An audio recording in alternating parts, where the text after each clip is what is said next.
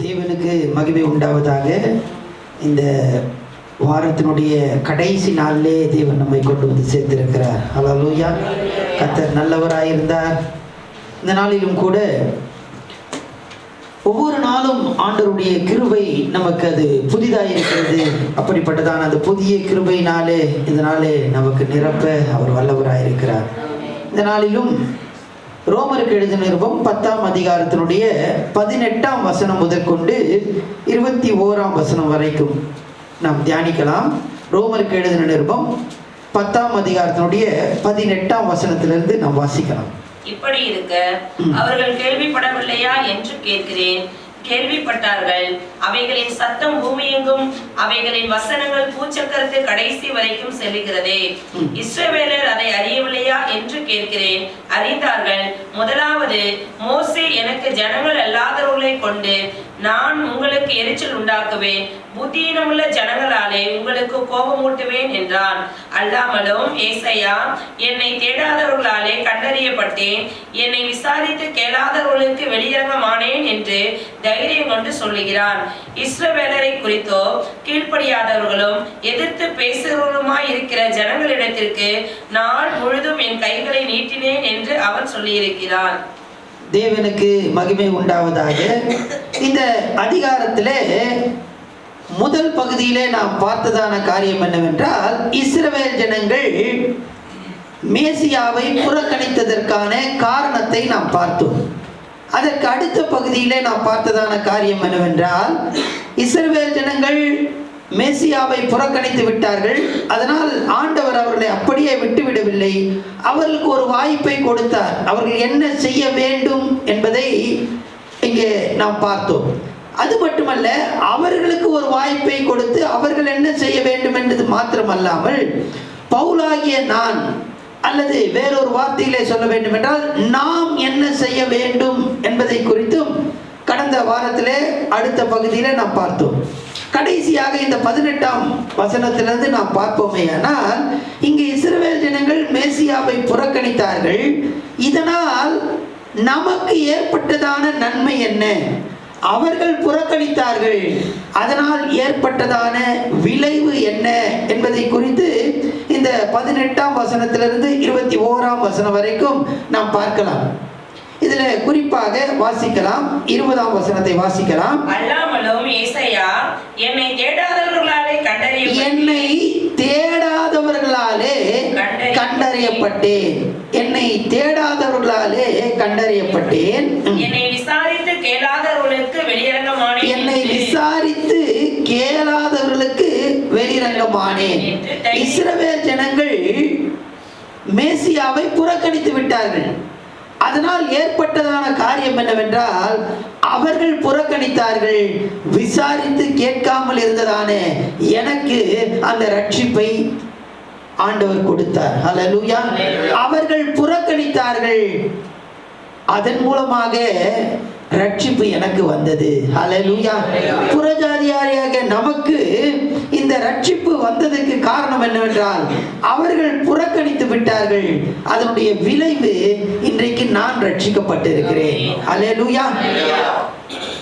ஆண்டவருடைய நோக்கம் என்னவென்றால், இஸ்ரவேல் ஜனங்கள் ரட்சிக்கப்பட வேண்டும் என்பது ஆண்டவருடைய மிகப்பெரிய ஒரு திட்டமும் நோக்கமும் ஆயிருந்தது. வாசிக்கலாம். மத்திய எழுதின சுவிசேஷம் 10ஆம் அதிகாரத்தினுடைய முதல் 6 வசனங்களை நாம் வாசிக்க வேண்டும். அப்பொழுது அவன் தம்முடைய 12 சீஷர்களையும் தம்மிடத்தில் வரவழைத்து அசுத்த ஆவிகளை துரத்தவும் சகல வியாதிகளையும் சகல நோய்களையும் நீக்கவும் அவர்களுக்கு அதிகாரம் கொடுத்தார். அவர்களுக்கு அதிகாரம் கொடுத்து அவர்களை எங்கே அனுப்பினார் என்றால், வாசிக்கலாம். 5ஆம் வசனம் வாசிக்கலாம். இந்த 12 இயேசு அனுப்புகையில் இவர் அனுப்புகிறார்.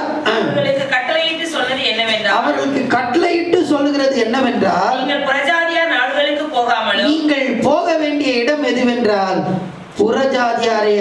புறஜாதியாராகிய நகரத்துக்கு நீங்கள் போக கூடாது. அப்படி என்றால் எங்கே போக வேண்டும் என்றால், சமாரியர் பட்டணங்களில் பிரவேசியாமலும், சமாரியருடைய பட்டணங்களில் நீ பிரவேசிக்க கூடாது. காணாமற் போன ஆடுகளாகிய இஸ்ரவேல் வீட்டாரிடத்திற்கு, காணாமற் போன ஆடுகளாகிய இஸ்ரவேல் வீட்டாரிடத்துக்கு போங்கள். பாருங்கள், ஆண்டவருடைய சிந்தை இந்த ரட்சிப்பு யாருக்கு போக வேண்டும் என்றால் இஸ்ரவேலருக்கு போக வேண்டும் என்பதே ஆண்டவருடைய நோக்கமும் திட்டமுமாயிருந்தது. ஆனால் அந்த இஸ்ரவேலர் அந்த ரட்சிப்பை, மேசியாவை, இயேசுவை அவர்கள் புறக்கணித்தார்கள். அதன் மூலமாக ஏற்பட்டதான விளைவு என்னவென்றால் நாம் ரட்சிக்கப்பட்டிருக்கிறோம். ஹல்லேலூயா, ஹல்லேலூயா. இன்னொரு வசனத்தை வாசிக்கலாமே. லூக்கா எழுதின சுவிசேஷம் 24ஆம் அதிகாரத்தினுடைய 46ஆம் வசனத்திலிருந்து வாசிக்கலாம். லூக்கா எழுதின சுவிசேஷம் 24ஆம் அதிகாரத்தினுடைய 46ஆம் வசனம் முதல் எழுதியிருக்கிறபடி கிறிஸ்து பாடுபடவும் மூன்றாம் நாளில் மரித்தோரிலே எழுந்திருக்கவும் வேண்டியிருக்கிறதாய் இருந்தது. அன்றியும் மனம் திரும்புதலும் பாவ மன்னிப்பும் பாவ மன்னிப்பும் எருசலேம் தொடங்கி எங்க தொடங்குது? எருசலேம்ல தொடங்குது. எருசலேம் தொடங்கி சகல தேசத்தாருக்கும் அவருடைய நாமத்தினாலே பிரசங்கிக்கப்படவும் வேண்டியது. இங்கே முதல்ல மனம் திரும்புதல் எங்கே பிரசங்கிக்கப்பட வேண்டும்? எருசலேம், அதாவது இஸ்ரவேலருக்கு பிரசங்கிக்கப்பட வேண்டும். அதற்கு பிற்பாடுதான் அவர்கள் புறக்கணித்ததினாலே அது எங்க கடந்து வந்தது அப்படின்னு பார்த்தா எங்க வந்தது? சகல தேசத்தாருக்கும் அது கடந்து வந்தது. அல்லேலூயா, அல்லேலூயா. இஸ்ரவேல் ஜனங்கள் அவர்கள் புறக்கணித்தார்கள். அதனால் ஏற்பட்டதான விளைவு என்னவென்றால் இன்றைக்கு நீங்களும் நானும் ரட்சிக்கப்பட்டிருக்கிறோம். அல்லேலூயா.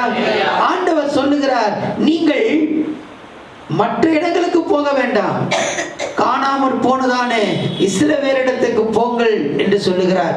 இங்கே அறிவிக்கப்பட வேண்டும் என்றால் எருசலேமிலே அறிவிக்கப்பட வேண்டும். அவர்கள் தள்ளிவிட்டதினாலே, அவர்கள் புறக்கணித்ததினாலே அது சகல தேசத்துக்கும் கடந்து வந்தது. ஹல்லேலூயா, ஹல்லேலூயா. அப்போஸ்தலர் நடபடிகள் 1ஆம் அதிகாரத்திலிருந்து 7 அதிகாரங்களை நாம் வாசித்து பார்ப்போமே. ஆனால் அங்கே ஆவியானவருடைய கிரியை குறித்து நாம் பார்க்கிறோம். சுவிசேஷம் பிரசங்கிக்கப்படுகிறது, சபை உண்டானது. இது எல்லாம் உண்டானது எங்க அப்படின்னு சொன்னா எந்த இடத்துல நடக்குது அப்படின்னா இஸ்ரவேல் அவர்களை மையமாக கொண்டுதான் நடக்குது. எருசலேமிலே நடக்கிறது. 10ஆம் அதிகாரத்தினுடைய 10 அதிகாரங்கள்ல இஸ்ரவேலுடைய மக்கள் மத்தியிலே அந்த ஊழியத்தை நாம் பார்க்கிறோம். 11ஆம் அதிகாரத்தில் புறஜாதியினிடத்திலே அந்த சுவிசேஷம் கடந்து வருகிறதை நாம் பார்க்கிறோம். அல்லேலூயா, அல்லேலூயா. இப்போ நடக்கிற சம்பவத்தை நம்ம நல்லா கவனிக்கலாம். ஆண்டவர் முதலாவது இஸ்ரவேல் தேசத்திலே இஸ்ரவேல் மக்களோடு இடைப்படுகிறார். அவர்கள் புறக்கணிக்கிறார்கள். அதனால் ஏற்பட்ட விளைவு என்னவென்றால் சகல தேசத்துக்கும் ரட்சிப்பு கடந்து வருகிறது. இப்படி தேசத்துக்கு 10ஆம் அதிகாரம் வரைக்கும், அப்போஸ்தலர் நடவடிக்கைகள் 10 வரைக்கும் இஸ்ரவேல் மக்கள் மத்தியிலே அந்த எருசலேம் அந்த பகுதியிலே ஊழியங்கள் நடந்து கொண்டிருக்கிறது. அவர்கள் புறக்கணிக்கிறார்கள், ஸ்தேவானை கொலை செய்கிறார்கள். அதற்கு பிற்பாடு சுவிசேஷம் சிதறப்படுகிறது. சிதறி பல தேசங்களுக்கு அது கடந்து போகிறது. இப்படி கடந்து போகிறதான நேரத்தில் நடக்கிற சம்பவம் என்னவென்றால் இஸ்ரவேலர் அதிர்ச்சி அடைகிறார்கள். ரட்சிப்பு யாருக்கு? எங்களுக்கு தானுங்க ரட்சிப்பு. இப்ப யாருக்கு போகுது அந்த ரட்சிப்பு?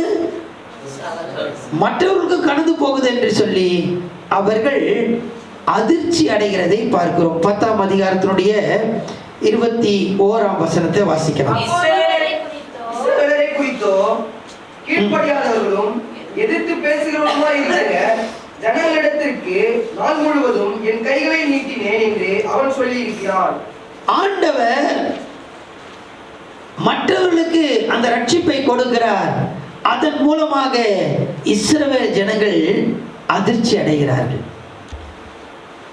ஆனால் கவனிக்க வேண்டிய ஒரு காரியம் என்னவென்றால் ஆண்டவர் எல்லார் மேலும் மனமுருக்கம் உள்ள தேவனாய் இருக்கிறார். எல்லாரும் ரட்சிக்கப்பட வேண்டும் என்று அவர் விருப்பம் உள்ள ஒரு தேவனாய் இருக்கிறார். அவங்க கைவிட்டுட்டாங்க, ஆனாலும் அவர்களுக்கு ஒரு சான்ஸை கொடுத்தார். 11ஆம் அதிகாரத்தில் நம்ம தொடர்ந்து வாசிக்க போகிறோம், நம்ம தொடர்ந்து தியானிக்க போகிறோம். இஸ்ரவேல் ஜனங்களை ஆண்டவர் கைவிடவில்லை. அவர்களுக்கு ஆண்டவர் பல விதங்களிலே வாய்ப்புகளை கொடுத்து கொண்டே இருக்கிறார்கள். எப்படியாக மனம் திரும்ப வேண்டும், திரும்பவுமாக அவர்கள் என்னண்டையிலே வர வேண்டும். காரணம் என்னவென்றால் அவர்கள் என்னுடைய சொந்த ஜனம். அல்லேலூயா. நான் அவர்களை சேஷ்ட புத்திரனாக தெரிந்து கொண்டிருக்கிறேன். அவர்கள் அதிர்ச்சி அடைந்தார்கள். இன்றைக்கு ரட்சிப்பு நமக்கு எல்லாருக்கும் வந்திருக்கிறது. அந்த வாசித்ததான அந்த 21ஆம் வசனத்தை திரும்பவுமா நம்ம வாசிக்கலாம். இஸ்ரவேலரை குறித்தோ கீழ்ப்படியாதவர்களும் எதிர்த்து பேசுகிறவர்களுமாய் இருக்கிற ஜனங்களிடத்திற்கு நாள் முழுவதும் என் கைகளை நீட்டி, நாள் முழுவதும் என்று சொல்லப்படுகிறதான அந்த வார்த்தை ரட்சணிய நாளை அது குறிக்கிறது. ரட்சணிய நாள் வாசிக்கலாம் ஒரு வசனத்தை. 2 பேதுருவின் புத்தகம் 3:9. 2 பேதுருவின் புத்தகம் 3ஆம் அதிகாரத்தினுடைய 9ஆம் வசனம். தாமதிக்கிறார் என்று சிலர் எண்ணுகிறபடி கர்த்தர் தமது வாக்குத்தத்தத்தை குறித்து தாமதியாயிராமல் ஒருவரும் கெட்டு போகாமல் எல்லாரும் மனம் திரும்ப வேண்டும் என்று விரும்பி நம்மேல் நீடிய பொறுமை உள்ளவராய் இருக்கிறார். அல்லேலூயா, அல்லேலூயா. அவர் எல்லாரும் மனம் திரும்ப வேண்டும். நாள் முழுவதும் என்று சொல்லப்படுகிறதான அந்த வார்த்தை எதை குறிக்கிறது என்றால் ரட்சணிய நாளை குறிக்கிறது. இன்றே ரட்சணிய நாள். ஆண்டவர் பொறுமையா இருக்கிறார். எப்படியாவது இஸ்ரவேலர் மனம் திரும்ப வேண்டும், மற்றவர்களும் மனம் திரும்ப வேண்டும். எப்படியாவது என்னுடைய பிள்ளைகள் ஆண்டவரை அறிய வேண்டும் என்று சொல்லி அவர் கிருபை உள்ளவராக, இரக்கம் உள்ளவராக, பொறுமை உள்ளவராக அவர் இருக்கிறார். இப்படி இஸ்ரவேல் ஜனங்களுக்கு ஆண்டவர் முதலாவதாக வாய்ப்பை கொடுத்தார். அவர்கள் புறக்கணித்தார்கள். அதன் மூலமாக மற்றவர்களுக்கு சுவிசேஷம் வந்தது. இந்த மற்றவர்களுக்கு சுவிசேஷம் வந்ததை குறித்து அவர்கள் அதிர்ச்சி அடைந்தார்கள். ஆனால் ஆண்டவர் நீடிய பொறுமையுள்ளவராக நீங்களும் ரட்சிக்கப்பட வேண்டும் அப்படின்னு சொல்லி அவர் நீடிய பொறுமை உள்ளவராக மனம் திரும்ப வேண்டும் என்று அவர் ஆவல் உள்ளவராய் இருக்கிறார். இப்படி இருக்கிறதான நேரத்தில் நாம் செய்ய வேண்டியது என்ன? நாம் செய்ய வேண்டியது என்ன? நம்ம தியானிக்கிற காரியம் உங்களுக்கு புரியுது அப்படின்னு சொல்லி நினைக்கிறேன். இதுக்கு சில இந்த 10ஆம் அதிகாரம் 11ஆம் அதிகாரம் கொஞ்சம் கருகலான ஒரு காரியம். அதை நம்ம கூர்ந்து கவனித்தால் மாத்திரமே அதை நாம் புரிந்து கொள்ள முடியும். நான் சொல்ல வர்றது உங்களுக்கு புரியுது அப்படின்னு சொல்லி நினைக்கிறேன். இஸ்ரவேல் ஜனங்களுக்கு ரட்சிப்பு அவர்கள் நிராகரித்து விட்டார்கள். ஆனால் ஆண்டவர் அவர்கள் மேல் கிருபையாய் இருக்கிறார். இப்பொழுது நாம் என்ன செய்ய வேண்டும்? நாம் என்ன செய்ய வேண்டும் என்றால் நேற்றைய தினத்தில் நாம் பார்த்தோம். நேற்றைய தினத்தில் 2 காரியம். ஒன்று, அவர்கள் விசுவாசித்து தொழுது கொள்ள வேண்டும், ரட்சிப்பு வரும். நம்ம என்ன செய்யணும்? சுவிசேஷத்தை சொல்ல வேண்டும் என்று பார்த்தோம். அதே போலதான் இன்றைக்கு அவர்கள் புறக்கணித்தார்கள், புறஜாதியினிடத்துக்கு ரட்சிப்பு வந்தது. நாம் என்ன செய்ய வேண்டும் என்றால் வாசிக்கலாம் 21ஆம் வசனம். 21ஆம் வசனம். இஸ்ரவேலரை குறித்தோ கீழ்ப்படியாதவர்களும் எதிர்த்து பேசுகிறவருமாய் இருக்கிற ஜனங்களிடத்திற்கு நாள் முழுதும் என் கைகளை நீட்டினேன் என்று அவன் சொல்லி இருக்கிறான். கைகளை நீட்டினேன். அல்லேலூயா, அல்லேலூயா. இந்த அதிகாரத்துல அநேக காரியங்கள் உண்டு. ஒரு சில காரியத்தை மாத்திரம் நாம் பார்க்கலாம். நாம் செய்ய வேண்டிய, ரட்சிக்கப்பட்டவர்களாகிய நாம் செய்ய வேண்டிய காரியம் என்னவென்றால் 10ஆம் அதிகாரத்தினுடைய முதல் வசனத்தை வாசிக்கலாம்.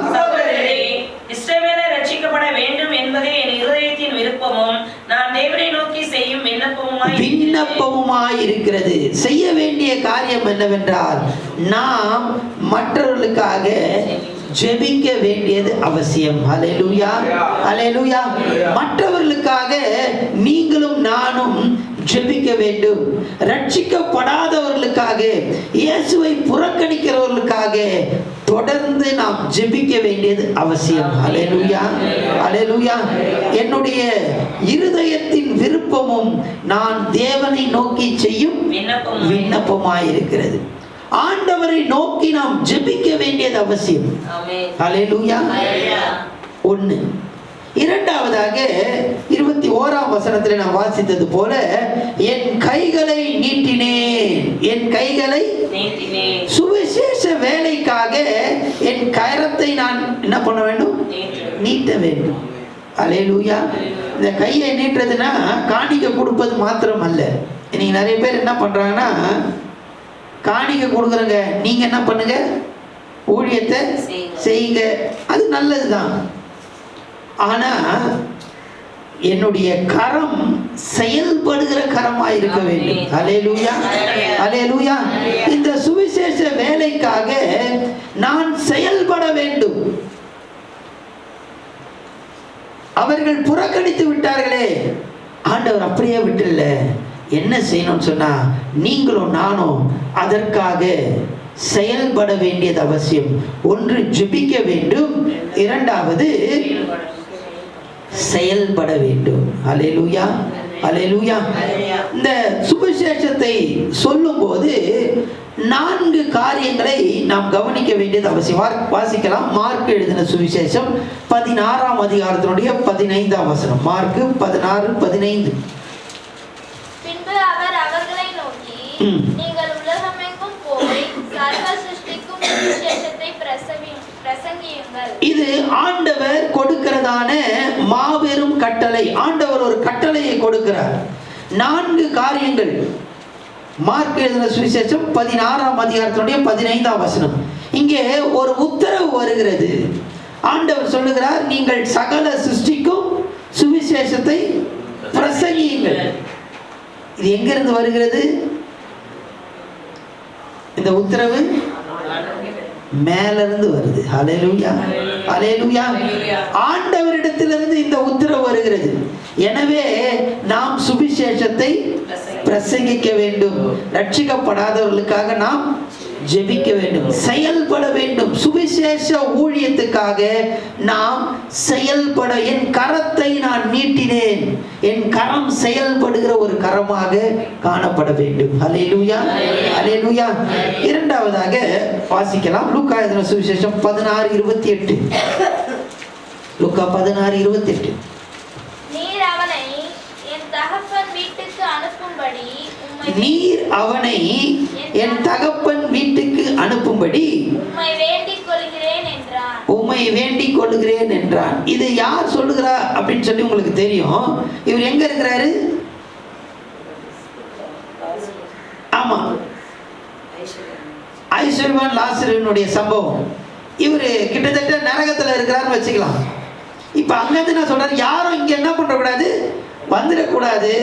அதனால நீங்க போய் என்ன பண்ணுங்க, என்னுடைய தகப்பன் வீட்டில் போய் சொல்லுங்க, தயவு செய்து என்ன பண்ணாதீங்க, இங்க வந்துடாதீங்க அப்படின்னு சொல்லுங்க அப்படின்னு சொல்லி சொல்றார். இப்ப இந்த குரல் எங்கிருந்து வருது? எங்கிருந்து வருது? கீழேந்து வருது. மேலிருந்து ஒரு கட்டளை வருகிறது. என்ன கட்டளைனா, சர்வ சிருஷ்டிக்கும் நீங்க என்ன பண்ணுங்க, சுவிசேஷத்தை சொல்லுங்க. கீழேந்து ஒரு சத்தம், ஒரு கதறல் கேட்கிறது, யாரும் இங்க வந்துடாதீங்க, தயவு செய்து போய் சொல்லுங்கப்பா, சுவிசேஷத்தை பிரசங்கிங்க, ரட்சிப்பை ஏற்றுக்கொள்ள சொல்லுங்க அப்படின்னு சொல்லி ஒரு கதறல் உண்டாகிறது. தேவஜனமே, சுவிசேஷ ஊழியத்துக்காக நாம் என்னுடைய கரம் செயல்பட வேண்டியது அவசியம். ஹல்லேலூயா. மூன்றாவதாக வாசிக்கலாம். அப்போஸ்தலர் நடபடிகள் 16ஆம் அதிகாரத்தினுடைய 9ஆம் வசனம். அப்போஸ்தலர் நடபடிகள் 16:9. ராத்திரியிலே பவுலுக்கு ஒரு தரிசனம் உண்டாயிற்று. ராத்திரியிலே பவுலுக்கு ஒரு தரிசனம் உண்டாயிற்று. அது என்னவென்றால், மக்கதோனியா தேசத்தான் ஒருவன் வந்து நின்று, நீ மக்கதோனியாவுக்கு வந்து எங்களுக்கு உதவி செய்ய வேண்டும் என்று தன்னை வேண்டிக் கொண்டதாக இருக்கு. எங்க ஊருக்கு வந்து கொஞ்சம் தயவு செய்து என்ன பண்ணுங்க, உதவி செய்யுங்க, சுவிசேஷத்தை பிரசங்கிங்க, இயேசுவை பத்தி கொஞ்சம் சொல்லுங்க அப்படின்னு சொல்லி வேண்டிக் கொண்டதாக ஒரு சொப்பனத்தை அவன், ஒரு தரிசனத்தை அவன் பார்க்கிறதை நாம் அந்த இடத்துல நம்ம கவனிக்கலாம். இந்த ஒரு அழைப்பு, எங்க ஊருக்கு வாங்க, சுவிசேஷத்தை சொல்லுங்க அப்படின்ற அழைப்பு எங்கிருந்து வருது? வெளியிலேருந்து வருது.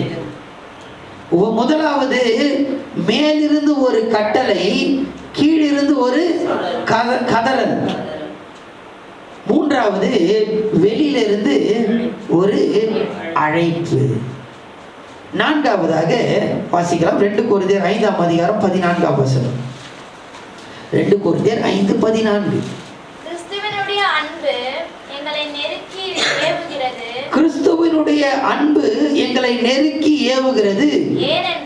ஏனென்றால் எல்லாருக்காகவும் ஒருவரே மரித்திருக்க எல்லாரும் மரித்தார்கள் என்றும் பிழைத்திருக்கிறவர்கள் இனி தங்களுக்கென்று பிழைத்திராமல் தங்களுக்காக மரித்து எழுந்தவர்க்கென்று பிழைத்திருக்கும்படி அவர் எல்லாருக்காகவும் மரித்தார் என்று நிதானிக்கிறோம். இங்கே 14ஆம் வசனத்தில் நாம் பார்ப்போம், கிறிஸ்துவனுடைய அன்பு என்னை நெருக்கி ஏவுகிறது. என்னை ஆண்டவருடைய அன்பு நெருக்கி ஏவுகிறதுனாலே ஆண்டவருடைய ரட்சிப்பை நான் மற்றவர்களுக்கு சொல்லுகிறேன். அல்லேலூயா. இந்த ஒரு நெருக்கி ஏவுதல் எங்க உருவாகிறது? உள்ள உருவாகுது. அல்லேலூயா, அல்லேலூயா.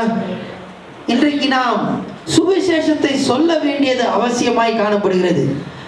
ரட்சிப்பை புறக்கணிக்கிறவர்களுக்கு ஆண்டவரை குறித்து நாம் சொல்ல வேண்டும். அப்படி எப்படி சொல்ல வேண்டும் என்றால், முதலாவது அவர்களுக்காக நாம் ஜெபிக்க வேண்டும். இரண்டாவது என்னுடைய கரம் நீட்டப்பட்ட ஒரு கரமாக மாறப்பட வேண்டும். அல்லேலூயா. இதற்கு 4 காரியங்கள் இருக்கிறது. ஒன்று, மேலிருந்து ஒரு உத்தரவு வருகிறது, கீழிருந்து ஒரு கதறல் உண்டாகிறது, வெளியிலிருந்து ஒரு அழைப்பு உண்டாகிறது, எனக்கு உள்ளே ஒரு நெருக்கம். அந்த அன்பு என்னை நெருக்குகிறது.